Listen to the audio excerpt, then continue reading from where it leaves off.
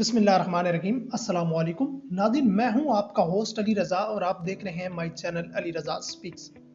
नाज़रीन, चंद रोज़ कबल समाजी राब्ते की वेबसाइट ट्विटर के ऊपर पाकिस्तानी क्रिकेट के दो बेहतरीन नाम शुएब मलिक और रमीज़ राजा आपस में गुत्थम गुत्था हो गए थे।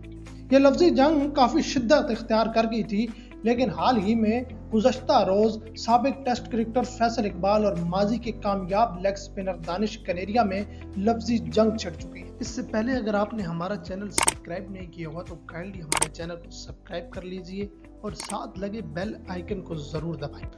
नाज़रीन, सोशल मीडिया पर दोनों तरफ से इल्ज़ामात की बौछार जारी है।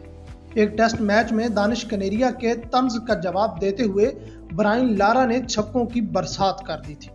नाज़रीन, हुआ ये था कि दानिश कनेरिया बॉलिंग के लिए आए, ब्रायन लारा सामना कर रहे थे।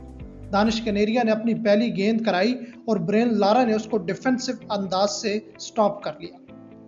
दानिश कनेरिया ने बॉल उठाई और ब्रायन लारा के सामने चले गए और जाके कहने लगे वेल स्टॉप।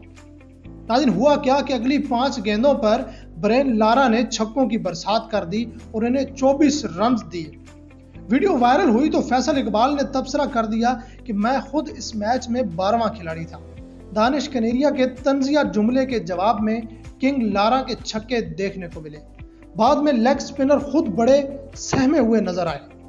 दानिश कनेरिया ने कहा कि ब्रायन लारा अच्छे क्रिकेटर थे, लेकिन मैंने उनको 5 बार आउट भी किया। फैसल इकबाल अपने कैरियर के अदादो शुमार पर नजर डालें, साथ ये भी बताएं कि मैंने पाकिस्तान को कितने मैच जितवाए।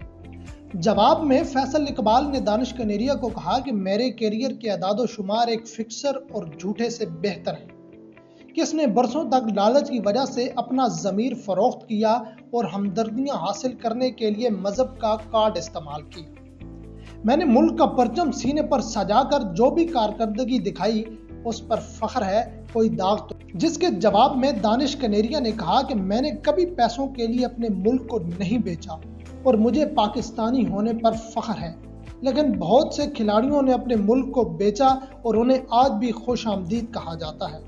क्या आप उनके बारे में बात करना पसंद करेंगे?